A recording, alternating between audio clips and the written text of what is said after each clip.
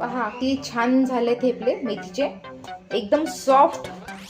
पहा किती सॉफ्ट आहे. आणि हे आपण ट्रॅव्हलिंग मध्ये नेलं सॉफ्टच राहणार. आणि जसे जसे दिवस जाणार याच्यावर ते आणखी टेस्ट याची इम्प्रूव्ह होते, आणखी छान होते. हे आपल्याला किमान 5-6 दिवस आपले हे पराठे थेपले खराब होणार नाही. एकदम टेस्टी, एकदम हेल्दी आहे ही रेसिपी. ही नक्की करा. लहान मुलांना सुद्धा आवडेल आणि मोठ्या माणसांना सुद्धा आवडेल.